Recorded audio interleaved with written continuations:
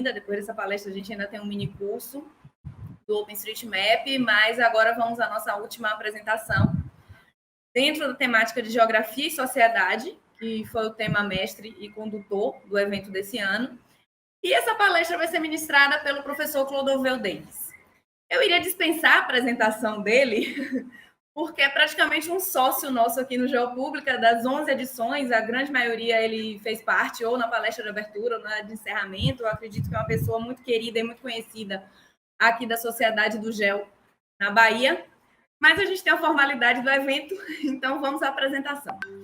O professor Clodoveu Davis possui doutorado e mestrado em Ciência da Computação, além da graduação em Engenharia Civil pela Universidade Federal de Minas, onde atua atualmente também como docente, e experiência na área de ciência da computação, com ênfase em geoinformática, atuando principalmente nos temas de bancos de dados geográficos, sistema de informação geográfica, infraestrutura de dados espaciais, geoprocessamento, modelagem de dados geográficos, geocodificação e aplicações urbanas de SIM. Outras informações acerca de seu currículo podem ser acessadas no nosso site www.geopublica.ide.ba.gov.br. E, ao palestrante, a explanação deve se dar em 50 minutos, com mais 10 minutos restantes para as perguntas, quando a gente vai fazer, posteriormente, uma fala de encerramento do evento antes do minicurso.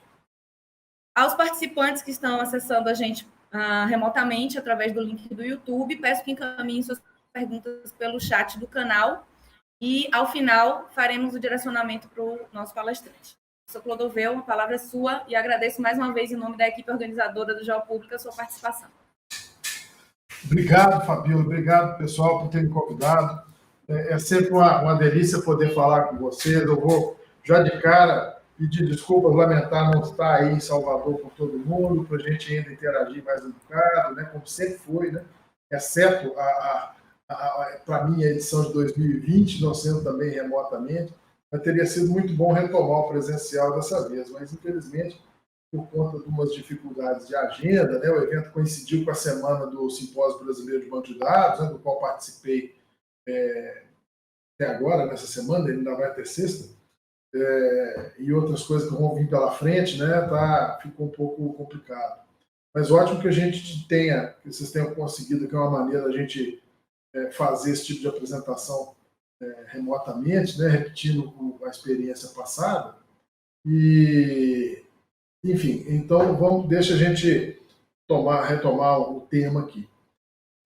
Fabíola estava me falando aqui que já viu, pegou um spoiler dos meus slides aqui, ó, e logo falando depois de introduzir a tema, né, em termos de geografia e sociedade, vem lá Milton Santos, né? Então, e que outros palestrantes também citaram. Mas, não, você não faz ideia, então vamos falar de geografia e sociedade e não falar do Milton Santos. Impossível. Né? O referencial que ele nos dá para essas coisas é muito forte. Então, vamos nos beneficiar das contribuições dele. Né? Eu separei aqui de cara uma citação de uma frase dele, que foi feita no sentido de crítica à globalização, né? Ele era um grande crítico da globalização, e dizendo que certos aspectos do mundo capitalista que geram uma alienação que faz com que os indivíduos conseguem só identificar aquilo que os separa e não o que os une. Isso me pareceu uma boa referência ao momento atual que o país está atravessando, né? Então nós vamos falar de outras coisas aqui para a sociedade com a contribuição da geografia.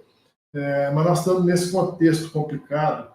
Eu espero que a gente, então, passe a superar nos próximos meses e semanas, até meses, porque não é possível mais. Né? Nós precisamos fazer esse país funcionar. Enfim, mas o Milton Santos falou disso aí em 2000, mais de 20 anos, né? Não é questão de profecia, né? São processos que já estão se instalando há muito tempo e que, de uma certa forma, correspondem a realidades anteriores. Né? Esse é um processo que foi se desenrolando ao longo desse tempo todo até agora, de modo que nós estamos vendo agora, basicamente, mais uma exacerbação dos assuntos, né, e das posições E ela também é um negócio previsível já há mais tempo, né? E ele enxergava isso com clareza. Bom, outra citação que eu peguei dele, essa um pouco menos política, mas é muito interessante, porque ele diz assim, a geografia não é uma disciplina que possa seduzir o mundo moderno, é uma disciplina que se pretende sintética. Eu meio que um pouco discordo dele agora, com mais de 20 anos depois, porque, de certa forma, a geografia seduz o mundo moderno, sim. Né? Os nossos aplicativos geográficos, nós temos para tudo quanto é lado aqui, cada um tem no seu celular, o GPS para todo lado, as facilidades que isso nos dá, certamente são consequências dessa sedução que a geografia tem sobre as pessoas agora. Eu gosto demais da metáfora de dizer que a geografia é o nosso denominador comum, né? Então, se a gente tem informação de origens diversas, distintas, espalhadas em cima do território, o território une essas informações de uma maneira que é muito produtiva, né? Nós já discutimos isso, inclusive, em outras vezes que eu falei aqui no Geopública. E outra coisa, a geografia se pretende sintética, e é ótimo que seja sintética, porque justamente esse denominador comum se manifesta com clareza quando a gente, então, sumariza, quando a gente, então, integra dados de origens diversas com base em localização, né? Agora, o que acontece para a nossa discussão hoje aqui é aquela coisa que já é bastante evidente para todo mundo, né? Quem é formado na área principalmente sabe disso com clareza. A geografia é considerada uma ciência social aplicada. Né? É social e é aplicada. Então, nós não podemos deixar de levar em conta que a geografia produz pessoas com perfil técnico nessa área, mas também com preocupações sociais. De novo, do Milton Santos, uma frase, uma expressão que eu gosto especificamente, é que a geografia contribui para se produzir uma filosofia das técnicas. Como é que é isso?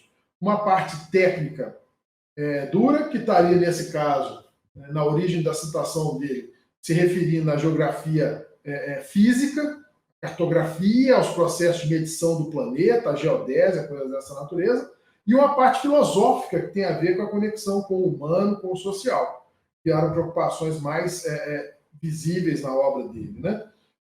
Então, como filosofia das técnicas, nós podemos enxergar a coisa desses dois lados. Então, a técnica que está associada à geografia, eu acho que ela permite avançar mais rapidamente com a filosofia.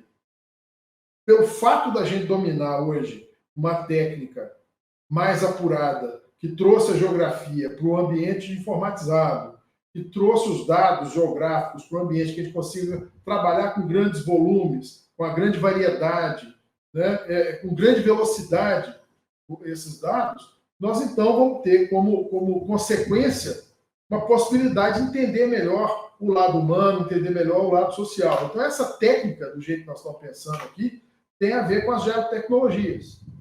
Né? Milton Santos viveu até 2001, então nós tínhamos aí talvez uma década de geoinformática já mais ou menos implantada, né?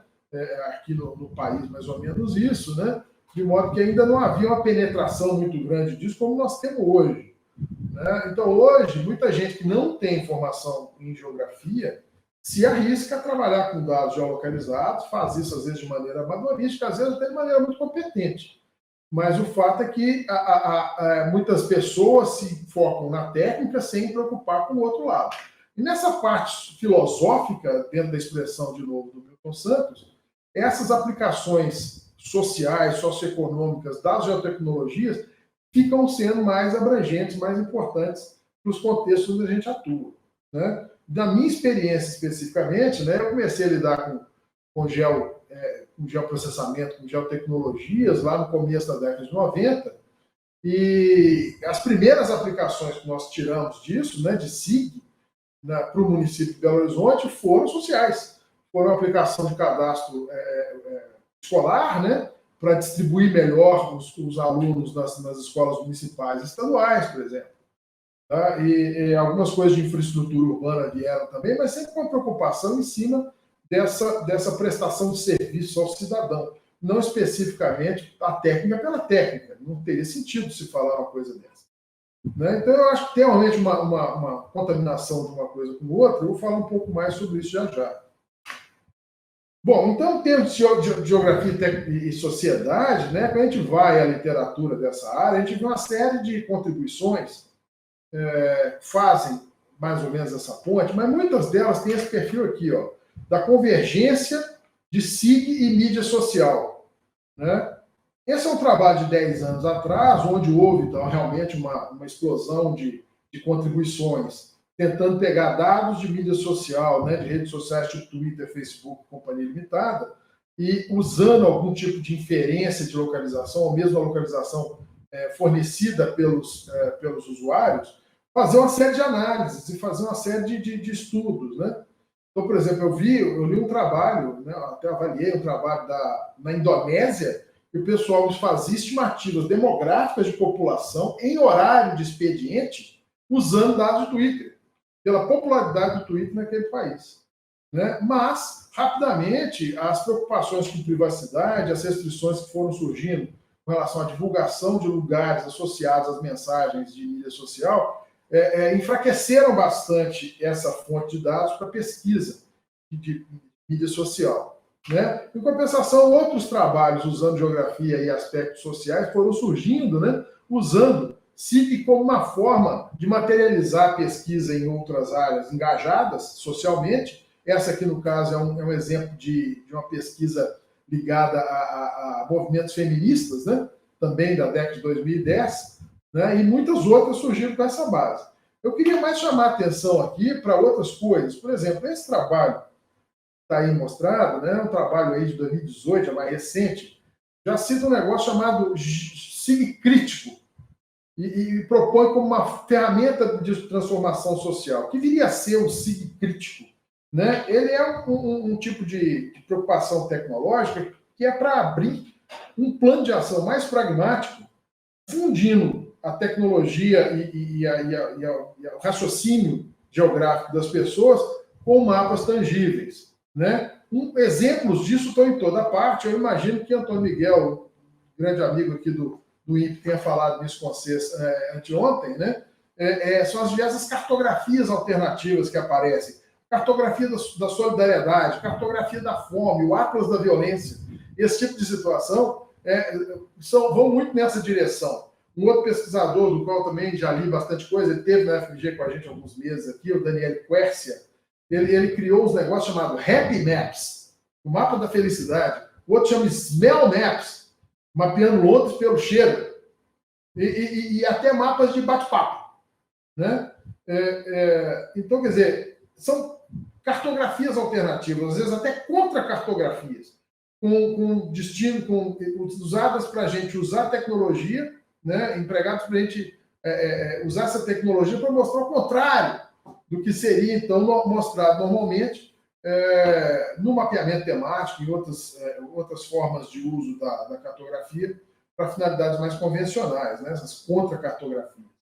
Então, essa ideia de que SIG pode ser uma ferramenta de transformação social, ela é válida, interessante, por causa da facilidade de produção dessas cartografias alternativas e da visualização desses espaços, né, que são imaginados e construídos a partir de reflexões sobre a realidade, né, que vão nos levar, então, a mostrar melhor certos tipos de problemas e fenômenos para as pessoas. Tá? Então, são formas de comunicação socialmente relevantes e fortemente engajadas, fortemente apoiadas na técnica do geoprocessamento, do SIG e das outras geotecnologias com as quais nós estamos acostumados a lidar. Né? Um outro tipo de consequência disso, nós vimos nos últimos anos, ao longo da pandemia, né, vendo uma série de trabalhos tentando usar tecnologia de gel também para acompanhar a propagação, para acompanhar a velocidade de propagação, para detectar áreas mais vulneráveis ou menos vulneráveis à propagação de uma coisa como o Covid. Né? Então, diversos estudos foram feitos e agora nós estamos começando a ver sumários desses estudos começando a ser publicados para ajudar nisso. Né? E um outro negócio aqui, falando de cartografias alternativas, de novo, né? Falando aqui, esse aqui é um trabalho brasileiro, né? De assentados rurais, voltado principalmente para o público feminino, né? Analisando mulheres.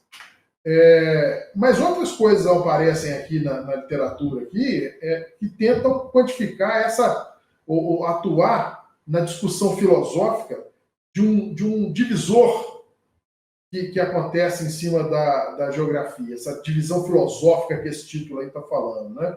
É uma discussão entre quem atua na teoria da geografia e nas bases da geografia humana, que nem era o caso de Milton Santos, em oposição, né, ao pessoal que trabalha mais com o lado quantitativo, medições, né, visualizações e tal, como nós estamos mais acostumados a ver lidando com geoprocessamento, né? Então, a ideia desse pessoal é que o interessante é quando a gente consegue alcançar híbridos que combinam a parte quantitativa da cartografia, da visualização, dos SIG, dos bancos de dados geográficos, com aspectos qualitativos que buscam trazer para o mapa e trazer para as representações computacionais aquilo que a gente geralmente não trabalhava anteriormente, né, com um tema mapeável, né? Então, esse é um tipo de pesquisa bastante interessante, né, que continua a evoluir, continua a ter muita discussão sobre isso, né? Eu não poderia deixar de apontar. Um outro trabalho que eu achei bastante interessante, que eu li recentemente, é esse aqui, ó. Mais do que apenas implicações sociais de SIG. Esse autor, Nicholas Kreisman, é um veterano aposentado lá numa universidade canadense, um cara que está frequentemente nas minhas listas de referência bibliográfica, mas por outros motivos, né, principalmente por modelagem de dados. Então, ele argumenta que não adianta a gente se focar no que alguns críticos da tecnologia, das geotecnologias, afirmam, segundo os quais essa história do SIG e da computadorização, né, da geografia por meio de SIG e outras geotecnologias é uma força inexorável, né? É uma espécie de um determinismo tecnológico. Nós estamos sendo induzidos a considerar mais o lado tecnológico do SIG do que esse lado social e humano das coisas, né? O artigo, no final das contas, argumenta que tem um ciclo, né? A gente, uma hora, enriquece uma parte, outra hora se preocupa com a outra, vai enriquece a outra, e isso aí vai fechando um ciclo de ações, e, na verdade, é uma espiral, né? Porque o tempo todo nós estamos fazendo o assunto progredir, porque existe claramente uma abertura para que o lado tecnológico contribua para os estudos e para o avanço do lado social. Eu, particularmente aqui, lá para 1997, andei me falando um tiquinho sobre isso, né? Isso aí é um pedacinho de um artigo que eu publiquei na revista, na saudosa revista Fator Giz, 1997, falando de multidisciplinaridade, né? Claramente a preocupação já naquela época era com a formação de equipes para fazer SIG funcionar. Nós já tínhamos clareza que seria impossível conduzir SIG de uma maneira correta, adequada para qualquer tipo de finalidade que fosse, apenas com um tipo de visão. Só nós aqui, computação, não vamos dar conta disso. Agora, sem computação, ninguém dá conta disso. Por outro lado, também, só quem tiver preocupação com certos problemas está desperdiçando o potencial da tecnologia com outras coisas. Então, a gente dizia que, por natureza, os projetos de criação, de implantação de tecnologia de SIG eram, por natureza, multidisciplinares, né? Eu não sabia, mas depois eu vim descobrir que antes disso, lá, vários anos antes disso, um consórcio de universidades americanas propôs um currículo núcleo para sistemas de informação geográficos para o país. A flexibilidade curricular dos cursos americanos é bastante grande, né? Então é muito conhecido isso, né? Tem gente eu não vou descer em detalhes nisso, mas geralmente o aluno tem escolha de uma formação principal, né, que eles chamam de major, e também de uma formação secundária, que eles chamam de minor. Então, eles montaram o currículo de modo a quem quisesse oferecer cursos na área de SIG na universidade, poderia configurar aquilo como uma espécie de um minor, né, que desse suporte à atuação do aluno em uma outra área major. Por exemplo, em uma área completamente distinta, como economia, ou como ciências sociais, ou como outras áreas aí da formação, né? Eles poderiam poder escolher. Né? Então, desse jeito aqui, esse currículo núcleo de sistema de informação geográfica, ele tinha mais de 1000 páginas. Tinha 75 tópicos diferentes, já em 1990. Né? Então, olha só, eu peguei um pedacinho aqui só por curiosidade. Olha isso aqui. Isso aqui é o começo de um de 3 blocos de assuntos que estão nesse currículo central. Na primeira parte, tem uma parte aqui que diz assim, introdução a computadores. Isso aqui, basicamente, é ensinando o que é binário, ensinando a diferença de hardware e software. Olha, dificilmente nós precisamos falar isso hoje, mesmo para alunos iniciantes. Outra coisa, falando de bancos de dados espaciais, é inacreditável como essa discussão aqui nessa época era primitiva em relação ao que nós temos hoje. Né? Relacionamentos, tal, coisa, nós evoluímos demais a partir daí. Né? Outra parte dessa introdução à SIG aqui, ó, tem aqui uma discussão sobre passado, presente e futuro da tecnologia. Havia uma preocupação com tendências e havia preocupação principalmente com a formação de um mercado de trabalho para a SIG. Eles achavam que é o seguinte, para as empresas adotarem essa tecnologia, eles teriam que ter de onde obter pessoas qualificadas para atuar com ela. E não deveriam ter que formar as pessoas integralmente dentro do ambiente da empresa para trabalhar com ela. Então, há uma discussão toda aqui em termos dessa construção ainda do mercado de geotecnologia, coisa que hoje nós já vemos com muita clareza. Na segunda parte aqui de assuntos técnicos de SIG, olha de novo aqui banco de dados, conceitos gerais de banco de dados, bem primitivo, tentando adaptar técnicas de bancos convencionais para bancos geográficos, que é difícil, né? Nós evoluímos muito depois disso. E na parte final aqui de aplicações, me chama a atenção último item aqui, chamado Futuro do GIS. Que é extremamente interessante, porque ele é fora de tudo que a gente pudesse conceber hoje como preocupações nossas. Então, eles escapam dessa discussão tecnológica para pensar em aspectos como mercado e aspectos como padronização de coisas, para não ficar cada um dando tiro para cada lado. Né? Então, anos depois se formou a OGC, por exemplo, e a OGC então definiu um conjunto de padrões que foi fundamental para essa indústria decolar. Nos libertou um pouco da escravidão de ficar presos a um software só, uma família de software só, conseguir intercambiar dados e fazer a interoperabilidade funcionar. Né? Então, são preocupações que foram colocadas lá atrás de forma bem acadêmica para colocar na cabeça dos alunos, para eles pensarem que seria o futuro profissional deles. Né?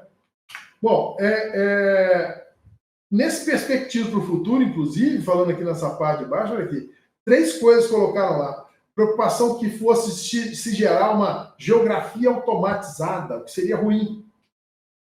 Outra coisa, uma preocupação em conseguir registrar processos espaciais, processos de transformação da realidade. Também não parecia muito bom. E, por fim, a criação de uma ciência da informação espacial, que está na pinta da marca do pênalti agora para a gente, então, trabalhar com o novo título de GIS Science, né? Geographic Information Science. Hoje, o NCGIA tem programas, currículos muito mais abrangentes, né? E aí tem vários níveis de formação, nível técnico, nível específico em ciência de informação geoespacial e também em sensoramento remoto. Mas olha, aquela coisa de multidisciplinar que eu falei em 1997, multidisciplinar tem uma metáfora que me agrada muito, que é essa aí, ó, a bandeja de frutas. Nós estamos falando da bandeja de frutas aqui, quer dizer, cada um cuida da sua parte, mas a gente não se mistura muito. A gente faz isso bastante, desde que existe sítio. Né? Eu prefiro a visão do interdisciplinar. Então, a bandeja de fruta vira uma salada. Aí está todo mundo ali no meio misturado, tem algum tipo de formação cruzada, eu aprendo das áreas dos outros aprendem da minha área e tal. Mas, no final das contas, a gente acaba estabelecendo processos em que a liderança de alguns prevalece conforme o tema e a divisão de tarefas existe, embora não seja tão marcante quanto no caso anterior. E, por fim, há quem imagine que a gente precisaria caminhar em direção à transdisciplinaridade. Assim. Então, se é a salada de fruta para o interdisciplinar, o transdisciplinar é bater tudo no liquidificador.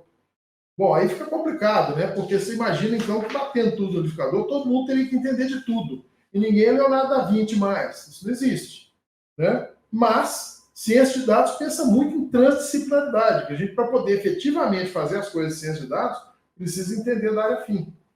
E o cara da área fim precisa entender da técnica computacional de lidar com dados. Daí vários cursos estão sendo criados para ciência de dados em nível de graduação, tá? Para a formação de pessoas que consigam orientar esses processos. Então, vocês vejam que na formação de equipes, como nós estamos vendo aqui, vocês vindo de várias organizações aqui no Estado, há sempre problemas em projetos governamentais nessas partes. Eu tenho uma área mal coberta, o que eu faço? Eu contrato gente, eu licito, eu contrato empresa. Como é que eu faço para integrar áreas de governo diferentes? Como é que eu resolvo problemas de limitação, problemas ligados à limitação de compras e contratações aí, que o setor público enfrenta? Como é que a gente faz para incentivar as pessoas para evoluir, tendo uma estrutura super engessada de cargos, de unidades administrativas e tudo mais? Né? Muitos órgãos estaduais, municipais, federais, inclusive, estão até hoje baseados no modelo da década de 70 de informática centralizada. Daí as Protenge, como aqui em Minas da vida, daí outras organizações centralizam muito a atuação de tecnologia da informação, enquanto a gente está vendo muitos órgãos de governo que são usinas de produção de informação. Então é lá que tinha que estar a inteligência de lidar com dados e informação em grandes volumes e variedade e tudo mais, e a capacidade de integrar temas, né? Mas não é isso que a gente vê, porque há uma continuidade na tradição aí. Mesmo em empresas privadas, a gente vê uma necessidade muito grande de gestão de informação, que não é uma coisa comum de se ver. Grandes empresas privadas que são muito organizadas com sua informação. Pelo contrário, tem sempre muito assim, foco no negócio, e aí não se percebe que a informação é central para o negócio, isso fica meio de banda. Então, vários lugares onde eu atuei, onde eu participei aqui de projetos, até dentro da própria universidade, com apoio a eles, a gente percebe isso com muita clareza. E na própria universidade, nós estamos passando pelo pior período de financiamento à pesquisa em 40 anos, né? Um período muito ruim aqui no nosso ponto de vista, né? Nós vemos uma salvação importante quando a gente se envolve em projetos de pesquisa, desenvolvimento e inovação, em parceria com a iniciativa privada ou com órgãos de governo, né? E nisso a gente, então, consegue perceber melhor as necessidades de formação de novos profissionais para esse mercado. Daí o GEL entra como uma preocupação interessante, porque de onde vai sair o profissional para essa área, né? Então a gente vê uma dicotomia, para quem está pensando em ciência de dados geoespaciais para frente, entre você dar uma ênfase na formação específica das pessoas para lidar com informação de forma geral, ou uma ênfase em qualidade, que é a capacidade de tomar decisão baseada em dados bons. E produzir dados bons é uma tarefa muito complicada. Todo mundo está aí como órgão produtor de dados geoespaciais, tem essa noção com muita clareza. É difícil manter a qualidade dos processos que levam a dados bons. E muita gente quer fazer justamente o inverso, né? A meninada que está aqui sendo formada, ela quer fazer a modelagem para a inteligência artificial, modelar a rede neural, fazer as análises, o quê? Produzir o dado com a qualidade necessária para esse processo dar certo, pouca gente quer. Pouca gente tem a paciência. E nós precisamos, então, envolver gente de outras formações nesse processo. Isso não é uma questão de mercado. Isso é uma questão de valorizar a ciência. Nós falamos nisso, eu falei nisso com vocês num Geopública passado. Como é que, contra essa história de anticientificismo, nós precisamos de julgar a ciência em grandes volumes. Formar as pessoas para pensar cientificamente e se colocar no meio desse debate com uma fundamentação mais sólida. Então, assim, para projetos abertos, é fundamental o que vocês fazem, o que a gente tenta fazer aqui em parte, o que outros produtores de informação fazem, que é colocar dados no aberto. As IDEs, não só as cartográficas, são fundamentais nisso. Repositórios públicos, tipo dados.gov.br, embora ali tenha uma dificuldade grande com metadados, uma carência de metadados e documentação adequada. Nós temos um incentivo grande agora para compartilhamento de dados de pesquisa, né? A gente faz uma atividade de pesquisa que produz dados, nós somos incentivados a publicar isso amplamente, dar acesso amplo a isso, né? Nos Estados Unidos, o financiamento de pesquisa está condicionado a isso. Se você gerou dados com financiamento público à pesquisa, você é obrigado a publicar os dados, né? Então, essa tipo de contribuição vai se valorizando e vai ganhando corpo, né? Nós vamos, então, melhorando esses aspectos. Então, eu trouxe para discutir brevemente com vocês aqui algo que, na minha opinião, que materializa um bocado dessas preocupações de interdisciplinaridade em tecnologia, em geotecnologias, né? E que tem um viés social importante, né? Que nós viemos desenvolvendo recentemente.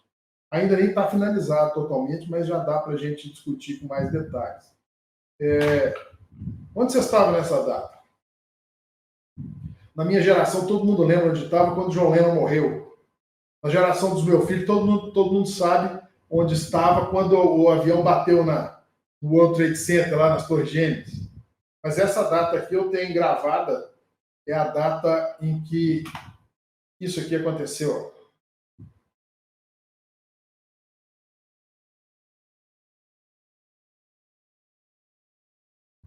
E é o rompimento da barragem de rejeitos lá em Brumadinho. Né? Isso matou 300 pessoas, detonou uma bacia hidrográfica inteira, teve consequências para tudo quanto é lado, e até hoje está ainda com repercussões em aberto. Né? A universidade, a UFMG, foi, então, contactada pelo juiz de vários processos disso aqui, correndo na segunda vara de Fazenda Pública aqui em Minas, para, usando dinheiro captado em multas ambientais, montar um projeto para estudar a região afetada pelo rompimento dessa barragem, esse projeto Brumadinho FMG aqui. Esse projeto foi organizado pela universidade aqui, montou um núcleo gestor desse projeto, ele dividiu as áreas temáticas em vários temas, e então esses temas configuraram subprojetos. Nós temos hoje mais de 60 subprojetos para esse projeto Brumadinho, e um deles é onde eu participo aqui, eu e uma colega da arquitetura coordenamos, é a produção de uma plataforma de informação geográfica, né, para a respeito né, do evento de rompimento, principalmente focada nos processos judiciais e também como uma forma de disseminar aquilo que vai ser produzido pelos outros subprojetos aqui do projeto Brumadinho. Então, mais ou menos o seguinte, por princípio, como o demandante é o juízo, nós somos neutros na disputa. O objetivo era dar acesso amplo a todo o dado dos processos judiciais. Os processos, documentos que entram para o processo vão para o sistema da justiça, do Tribunal de Justiça aqui de Minas, mas só quem tem acesso é advogado, que tem a certificação digital. O cidadão comum não tem esse acesso, teria que ter certificação digital própria, pedir uma autorização, não sei o quê, ou poderia ter acesso só via seu advogado. E que isso não é correto. Na verdade, são dados governamentais abertos, segundo a definição da Lei de Acesso à Informação. Então, com base nesse pressuposto, né, nessa constatação de que tudo desses processos de Brumadinho é dado governamental aberto, nós temos uma equipe que captura todo documento que vai ser anexado a cada processo desses, né, dentro do escopo do processo que o juízo nos determinou, e a gente captura esse documento, trata esse documento, incorpora a plataforma. Tá? Então, os dados têm que ser abertos, completos, na forma bruta, tem que ser acessível a qualquer pessoa, sem necessidade de identificação, não podem ser discriminatórios, ninguém precisa se dizer quem é e para que vai usar o dado para ter acesso ao dado. Esses dados não são proprietários, não são sujeitos a licenciamento, e eles têm que estar disponíveis online assim que possível, depois que eles entrarem no sistema, no menor tempo possível, desde que eles entraram no sistema da Justiça, até aparecer nessa plataforma para acesso geral. Não tem controle de acesso, limitação de nenhum tipo. Tá? Então, a gente acompanha todo o dado de metadados descritivos, baseado no padrão MGB, da OGC ISO, segundo regulamentado aqui para a INDE, para a Infraestrutura Nacional de Dados Espaciais, e nós adaptamos o padrão do MGB para dados textuais, esses documentos de processo. Pegando aí os subprojetos todos, o título deles, eu fiz essa nuvem de termos aí, só para não gastar muito tempo citando, né? Tem de tudo aqui no meio. Eu tenho ideia aqui, tem subprojetos em meio ambiente, na área socioeconômica, de infraestrutura, de saúde da população, com vários tipos de situações, a coleta de amostras de animais, peixes, coleta de sedimento, de rejeito, de água superficial, de água subterrânea, para analisar se tem metal pesado, tem metalóide, tem micro-organismo, como é que é. No socioeconômico, avaliar a população atingida, impacto em turismo, impacto no serviço de saúde, situação fiscal dos municípios pós-desastre, porque cortou fontes de renda para eles.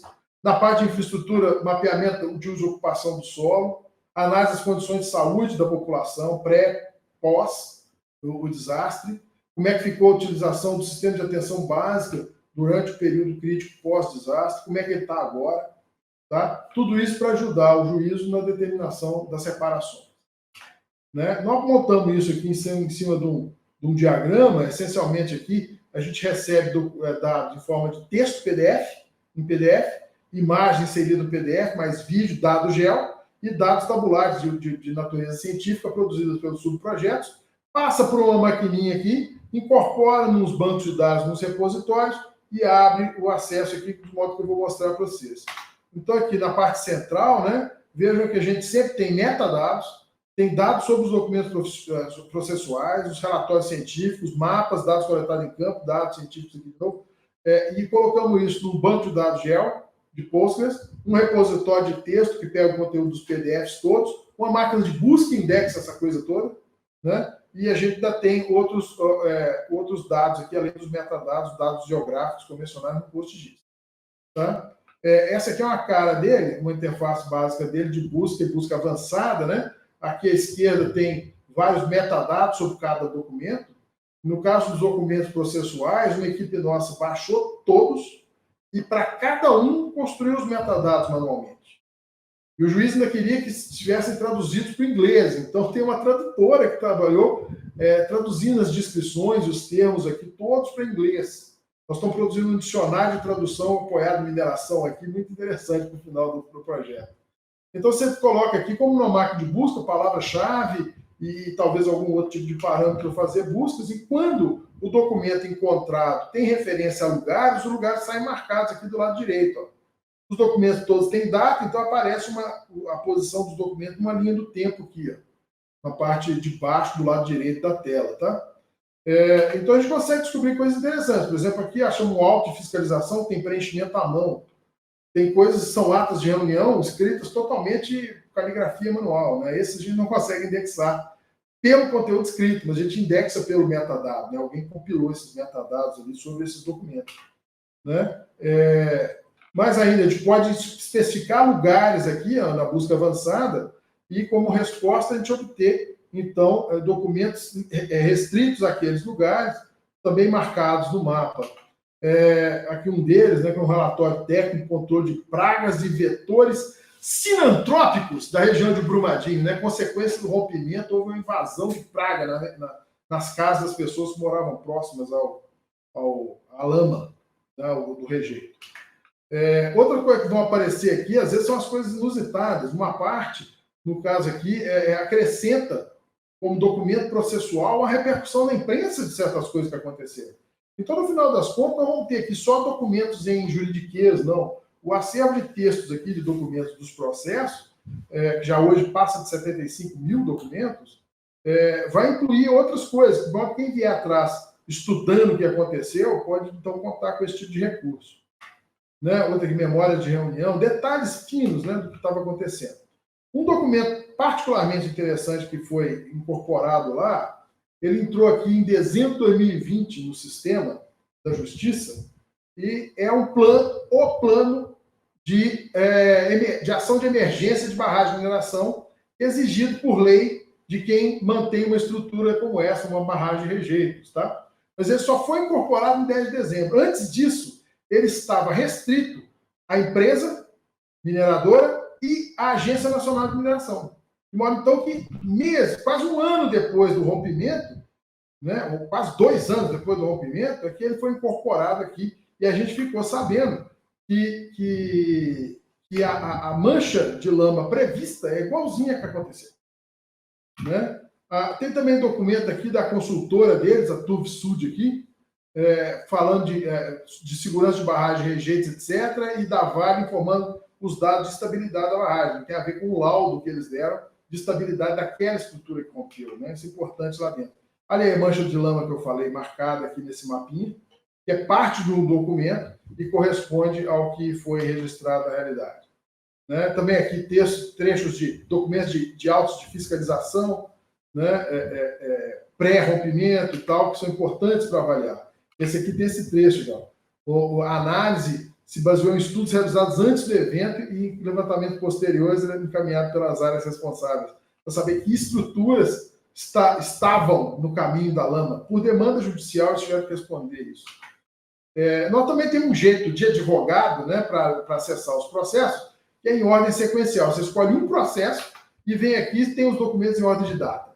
Né? Então, é mais bobinho isso aqui, mas os advogados preferem até essa coisa como forma de ter acesso à cronologia do que aconteceu.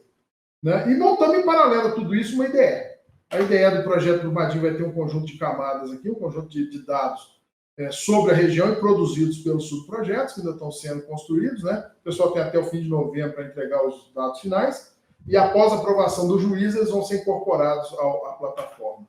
Tá? Por exemplo, aqui uma conexão de QGIS, a ideia da plataforma, mostrando a bacia do Ribeirão, por onde correu a lama, né, nesse trecho aqui, a gente vê como é que isso funciona externamente à plataforma propriamente dita. Só uma palavra final, né? Quando a gente vê um mapa de barragem de mineração assim, a gente vê essa quantidade de pontos, vê que tem barragem para tudo quanto é lado de mineração, né? No Pará, no Rondônia, Mato Grosso. Mas, se eu faço isso aqui, transformo isso aqui num mapa de densidade, um mapa de calor, o resultado é isso. A concentração aqui na região, em volta de onde eu moro, é imensa. Olhando de perto, é isso aqui que acontece. Olha a quantidade de barragens ao redor de Belo Horizonte. Então, Brumadinho, se Brumadinho fosse 20 quilômetros mais para leste, tinha deixado 5 milhões de pessoas sem água em Belo Horizonte. Se o Mariana, que está aqui, que rompeu em 2015, fosse 30 quilômetros mais ao norte, mesma coisa. Afetaria uma população muito maior. Ela só afetou a bacia inteira do Rio Doce. Né? Então, quer dizer, as consequências são enormes. E essas estruturas estão todas concentradas aqui nessa área rica em minério de ferro, no quadrado ferrífero de Minas Gerais. Olhando aqui uma coisa dessas, essa barragem que rompeu, hoje, se for lá na Agência Nacional de Mineração acessar esse mapeamento, ela vai aparecer lá com risco alto, dano potencial alto. Mas o dado de fevereiro de 2019, logo depois do rompimento, colocava ela aqui, ó, com risco baixo e impacto, dano potencial alto. Lógico que a metodologia foi ajustada à realidade dos fatos, né? Mas, enfim, a gente percebe uma dificuldade muito grande do lado do Estado em acompanhar o que a empresa diz, porque não tem gente qualificada o suficiente. A universidade foi chamada na condição de perito para encontrar informação e organizar informação sobre a região afetada em nome do juízo, né? Que é uma coisa bastante interessante, né? Meio inusitado na minha experiência aqui. Enfim, o que nós precisamos de raciocinar aqui para concluir? O geógrafo, para mim, é hoje um profissional de informação. Na formação do geógrafo, hoje, é necessário incorporar elementos da tecnologia de informação. E é mais do que já está sendo feito aqui. Não é só SIG, não. Tem a ver com a ciência de dados, com esses processos todos de produção e qualificação dos dados. Para outras áreas de formação, muitas delas também são produtoras de dados, é necessário incorporar um aprendizado básico de ciência de dados para a gente aumentar o potencial de incluir essas pessoas em projetos multidisciplinares, interdisciplinares e transdisciplinares, né? E vem aí uma nova formação em nível de graduação específica em ciência de dados, voltada para o tipo de profissional que vai ser o elo de ligação dessas equipes. Tá? Então, eu saí um pouco da discussão social, né? Mas eu não vejo nada mais socialmente relevante do que a gente tratar um caso como esse de Brumadinho, que tem uma abrangência de impactos que é extremamente relevante e ela vai ter muita consequência para as próximas décadas aqui, principalmente na nossa região. Tá? Aí na Bahia também tem muita coisa com relação à mineração, então nós temos que pensar muito calmamente a respeito disso e nos preparar para aguentar o rojão do que vem pela frente. Tá, gente? Era mais ou menos isso. Eu fico à disposição para vocês a gente discutir mais um bocado. Acho que eu não estourei demais não, né, Fabiola? Faltou um pouquinho? Perfeito, ainda sobrou 3 minutos aqui. Ah, então eu vou falar mais 3 minutos. Então, você não pode falar mais 3 minutos. Enquanto o pessoal passa as perguntas da audiência, eu vou fazer um comentário sobre essa sua fala final, né? De que o perfil do novo profissional na geografia, ele tem que buscar entender e conhecer um pouco mais da ciência da computação. Eu venho do caminho exatamente contrário, porque eu me formei em informática no ano 2000, que era o ano da virada, apesar da carinha de recém-formada, já estou na estrada há um tempinho. E naquela época, e até hoje, a grande maioria dos cursos de computação, eles não se interessam pela área da geografia. Acham que é apenas uma área em que você está aplicando a computação. E não entendem as especificidades de trabalhar com esse tipo de dado. E às vezes você vê um profissional da computação que vai trabalhar na área e ele acha que construir um mapa ou trabalhar com dado geográfico é você pegar um par de coordenadas dentro do Google e lançar dentro de uma ferramenta qualquer e fazer aquele mapa aparecer. Então, ele não sabe nem a diferença de um WGS84 que vem no Google e um SAD69 da maioria dos mapas que foram produzidos no Brasil antes do ano 2000. E isso é o mais básico para se aprender. E na época que eu comecei a estagiar na área, antes mesmo de me formar, era uma das primeiras coisas que se falava. Então, é uma formação interdisciplinar que envolve perfil de vários profissionais diferentes, de conhecer a outra área e de quebrar o preconceito de conhecer a outra área. Porque também vem muito essa questão de você achar que o outro não tem a capacidade de te ensinar alguma coisa, que só dentro da tua área de formação que você vai aprender, né? Perfeitamente. Eu estou nessa batalha há muito tempo também.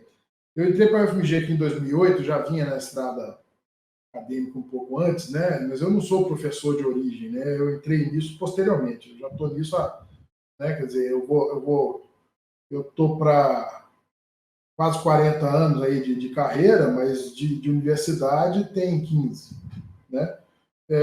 Então, assim, muito vendo até o background meu de engenharia, né?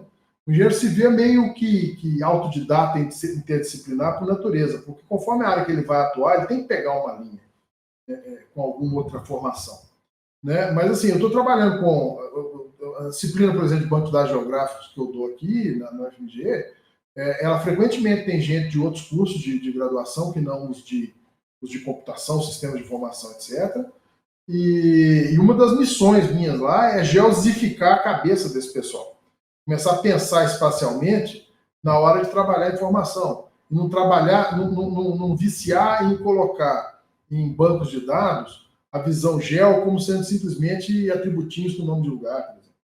Então precisa mudar um pouco a forma de raciocinar deles. Agora, o outro lado, que está sendo formado numa área de aplicação e não consegue lidar com os recursos tecnológicos mais importantes para o tipo de informação que ele produz, ele também não pode viver com isso. Isso vai limitar, vai abreviar a carreira das pessoas. Né? Então, quer dizer, é necessário ter uma preocupação dos dois lados nisso. Então, a gente não consegue realmente avançar. Frequentemente, eu recebo também nessa disciplina alunos de pós-graduação de outros cursos. Já recebi até de biológicas. Né? E a gente vê que, de vez em quando, essa mensagem passa. Quando uma das coisas mais curiosas que eu gosto de falar com os outros que eu tenho no Lattes é você olhar as bancas das quais eu participei e ver a variedade de cursos em que eu já fui membro de banca de mestrado, doutorado, por aí. Tem de tudo que você possa imaginar. Tem até medicina. Né? Essa é a vantagem da computação, porque você acaba sendo interdisciplinar, porque se aplica tecnologia em várias áreas. De maneira e aí, muito transversal. Quando eu estou trabalhando em pesquisa aqui, né, o comitê de área da computação, no CNPq, na CAPES, gosto de dizer o seguinte: não, a gente tem que trabalhar interdisciplinar, de forma interdisciplinar. Mas interessa o interdisciplinar que faz a computação avançar, não o que faz as outras áreas avançar. Eu acho isso uma hipocrisia violenta. Eu sou radicalmente contra isso. Acho que a gente fazendo a outra área avançar, a área aplicada avançar, a computação avança junto. E nós não somos aqui um conjunto de soluções em busca de problemas. Nós precisamos até porque não é hermético, né? Para que os problemas demandam, problemas reais. Né? Então, o problema, quer um problema mais complexo do que esse? Nós estamos enfiados no meio do negócio de Brumadinho, no contencioso, em ações que envolvem bilhões. Todo mundo puxando uma brasa para isso. Né? É muito complexo. E nós temos muito a aprender com isso não é simples, não. A computação não é hermética em si, ela tem que ser aplicável a cada área ou a cada temática. Eu queria puxar um outro assunto antes de fazer as perguntas que o pessoal está copiando aqui para mim, fazendo um paralelo com a palestra que o professor Antônio Monteiro do INPE fez no primeiro dia. Foi a nossa palestra de abertura. Ele trouxe muito a discussão de que a vida não está no limite das geometrias de representação. E o que se deseja representar em um modelo de mundo não necessariamente pode se limitar dentro de uma determinada geometria que você usa ali naquela representação computacional, naquele modelo simplificado que está sendo aplicado na técnica computacional. E trouxe ainda a questão da importância de se discutir toda essa temática nas agendas políticas e no planejamento de governo e nas ações de governo para afetar a sociedade.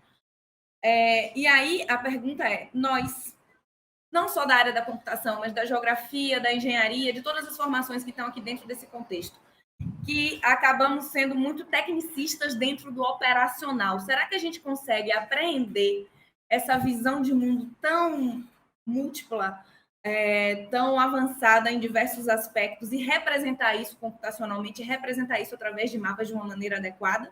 Brumadinho é um exemplo fantástico disso. Mas em outras perspectivas, pensando também na questão social, na representatividade das sociedades dentro desse contexto, aí também casando com outras coisas que foram discutidas aqui, eu estou fazendo umas pescas, tá? Mas se falou também de cartografia colaborativa, de cartografia cidadã, que é uma tendência muito forte hoje. Então, como a gente envolver não só os técnicos, que talvez a gente tenha um pouco de conhecimento dessa técnica, mas a população em si para contribuir na construção desses modelos de representação que talvez não se limitem apenas aos especialistas, mas também a quem é afetado por isso socialmente. Desculpa a pergunta meio longa. Olha, é filosófica e é importante.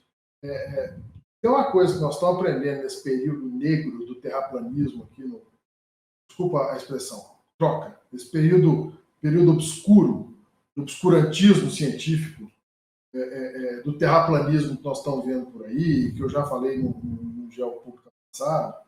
Nós temos uma coisa que nós estamos aprendendo aqui, é que nós que estamos uma proximidade maior com a técnica, com a ciência, com a universidade, com os tópicos acadêmicos, temos acesso a uma formação mais avançada, temos uma responsabilidade de melhorar a qualidade da nossa comunicação.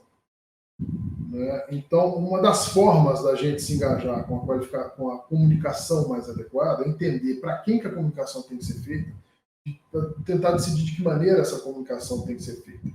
Né? Um projeto de Brumadinho tem essa preocupação de saída, não quer dizer que vai ter sucesso nisso ou não. Mas o fato é que a gente quer abrir para o cidadão a possibilidade de ter acesso a dados que normalmente não tem. Será que o cidadão tem instrumentos para entender o que está sendo mostrado ali? Será que quantas pessoas teriam condição de, sei lá, pegar uma interface de IDE com web services, isso ou aquilo, e acessar dados de uma coisa dessa para entender o processo lá de Brumadinho? Então, nós temos dois lados para nos preocupar, sim. Né? Como é que a gente, na nossa formação, tem que se preocupar um pouco mais em deixar claro para a sociedade a importância daquilo, a validade daquilo, para não deixar esses aventureiros virem aí questionar tudo com argumentos de opinião. Né? Não é opinião, é questão de opinião, é questão de ciência. Né? E, por outro lado, nós precisamos contribuir para que o cidadão comum tenha mais acesso a essas coisas, para conseguir se posicionar e entender o que está passando ao redor dele, sem ter que confiar na tia do Zap. É uma tarefa muito difícil, isso vai definir muito o que vai acontecer em gerações futuras. O grau de sucesso nosso em quebrar essas bolhas. Né? É lógico que a solução, a bala de prata universal, assim, vamos melhorar o nível educacional da população. Claro, sim, mas é longo o processo. Não vai ser de uma hora para outra. Sim, permear, pelo menos, entre formações distintas, uma ampliação de cultura para poder entender essas coisas, nós vamos conseguir resultados mais interessantes. O Miguel tem muito essa posição do que eu citei aqui, das cartografias alternativas e tudo mais. São formas visuais de comunicar coisas que seriam muito difíceis do cidadão aprender de outra maneira, né? Ou de entender o que está acontecendo de outra maneira. Né? Nós temos essa capacidade, o que nós não usamos? Entendeu? Então, é isso aí. né, maneiras de investir nos lugares certos para melhorar essa capacidade da informação correta chegar na sociedade. Sim, educação é tudo e é base, né? Estou falando do ponto de vista aqui da universidade pública, né? Eu já trabalhei com a privada e eu sei a diferença muito grande que existe entre a universidade pública e a privada.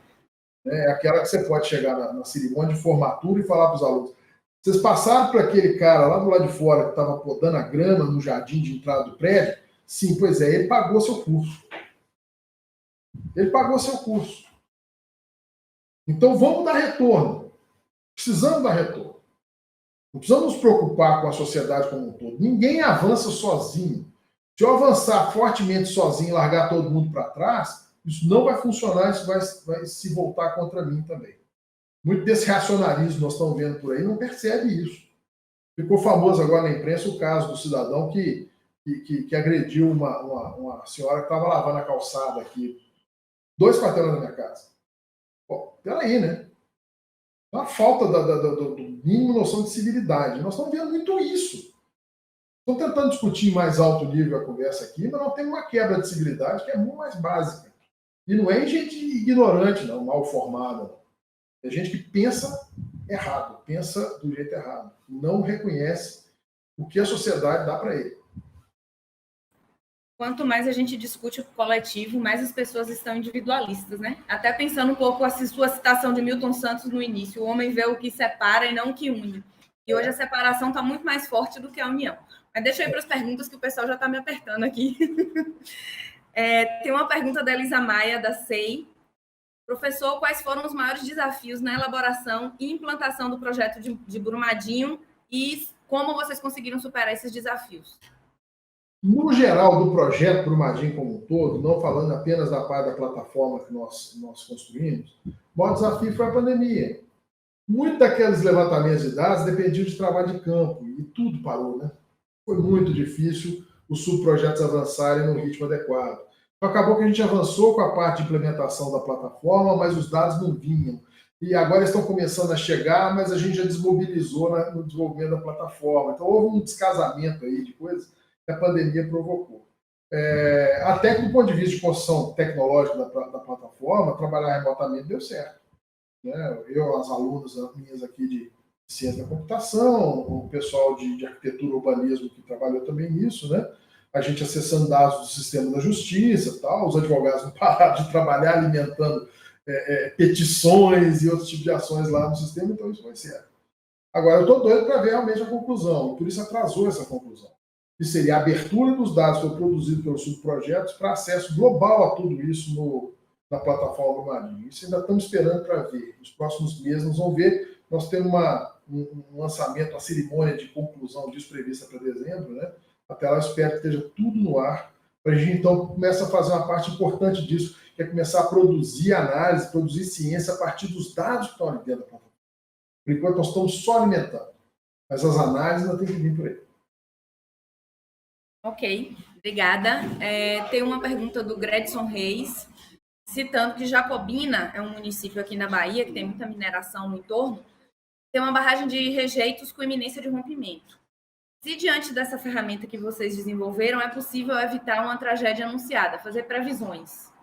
Não, previsões não, mas olha só o seguinte. O que o empreendedor de construir uma barragem de rejeitos como essa é obrigado a fazer é o plano de ação de emergência para a barragem de rejeito. Tem que entregar isso para a Agência Nacional de Mineração. Isso é um PDF que fica na gaveta de alguém lá. Com base no que está ali, ele poderá ou não tomar ações do tipo fazer treinamento para a população, demarcar zonas de fuga, rotas de fuga, essas coisas. O que a gente defende? Inclusive, trabalharemos mais pesado nisso com a conclusão do projeto Brumadinho. E toda aquela informação que foi usada para o julgamento do caso Brumadinho teria que ser parte do plano de emergência. Eu tenho que conhecer lá só na mancha da lama, não. Eu quero saber quem está no meio do caminho, que impacto poderá ter no turismo, na economia local, na arrecadação da cidade, na vida das pessoas, nos animais, nas plantas, no abastecimento d'água. Isso tudo tinha que fazer parte de um plano. Você vai dizer que todo plano desses tinha que ter, então, um acervo de informação a respeito do entorno da estrutura que hoje não tem. E isso tinha que estar aberto ao público, por uma razão muito evidente. Isso aí é de interesse público. Tá? Então, mas a minha propriedade está no caminho da lama do eventual rompimento da barragem. Cara, a sociedade precisa saber isso. Então, não é uma preocupação imobiliária mais. É uma preocupação social, econômica, em cima das consequências da ação de um empreendedor que está ali buscando lucro na operação de mineração dele. Ele tem que levar esse tipo de coisa em conta quando ele atua. Né? E eu acho que precisamos evoluir nessa história de plano de emergência para ter uma caracterização completa da região possivelmente afetada por um eventual rompimento, do jeito que Brumadinho está demonstrando, do jeito que Mariana anteriormente já demonstrou. Perfeito. Infelizmente, eu vou ter aqui que encerrar, porque já estão me pedindo aqui o encerramento em função do acontecimento do minicurso que vai acontecer na sequência. Mas eu gostaria de, mais uma vez, agradecer ao professor Clodoveu Davis pela participação. Já falei aqui mais cedo que ele é nosso sócio. É sempre um prazer poder discutir, poder ouvir suas contribuições no processo. Se tiverem outras perguntas no chat, nós posteriormente vamos encaminhar ao professor e, se for possível, responder, tá bom?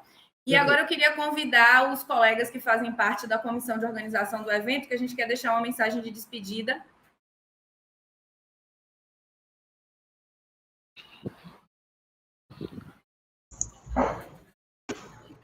Então, ao fim, né, dessa 11ª edição do Geopública, agora no ano de 2022, a gente quer agradecer a presença de todos que fazem parte da audiência, através do YouTube, aos nossos palestrantes que abrilhantaram ao longo desses 3 dias, né? Inicialmente com o professor Antônio Monteiro, com a palestra de abertura de Utopia como Método, as diversas discussões sobre riscos, desastres, vulnerabilidade e mudanças climáticas, que a gente teve com a Letícia Musi, da Imagem, o professor Oswaldo Soliano, da UFBA, o Pablo Almeida, da Codesal, e hoje ainda pela manhã, as professoras Tereza e Raquel, de Lisboa. A discussão do Censo 2022, com o Francisco Brito, do IBGE, a discussão sobre Smart City, de Dário Alves, da TecGel, a discussão sobre conflitos e impactos ambientais na energia limpa, em especial a energia eólica, de Augusto Popke, da Uxal, a discussão sobre saneamento e gel, de Telkia, da Agersa, a discussão sobre diversas ferramentas na área de gel que são aplicáveis em temáticas diferentes, então, o lançamento do Atlas de Santa Amaro, da professora Dária, da UFBA, a aplicação de geotecnologias para agricultura familiar com o Rivelli Rivetria, da SDR, a utilização de software livre para PDI, com o professor Gustavo Batista, da UNB, o mini curso que aconteceu hoje pela manhã de Python aplicado ao Google Earth Engine com o Christian, a discussão da importância do papel da mulher dentro do cenário das geotecnologias com a professora Tatiana Pará e a Maria do Meninas do GEL, do Instituto Federal do Pará. Especialmente agora o professor Clodoveu Davis pela palestra de encerramento da UFMG e também aos colegas Everton Bortolini, Jaqueline, Elias e Cauê, que vão fazer um mini curso de mapeadores livres a partir desse momento. Deixa eu dar uma checada aqui para ver se eu não esqueci o nome de alguém. E agradecer a todos os colegas que estão aqui em tela, que fizeram parte da organização desse evento, tanto mostrando a cara para a sociedade, quanto nos bastidores. A Renata fugiu aqui, ela aqui, a Renata Pereira e toda a equipe de tecnologia, o Tylon, que fica nos bastidores, mas que faz o evento acontecer também, em parceria com todos.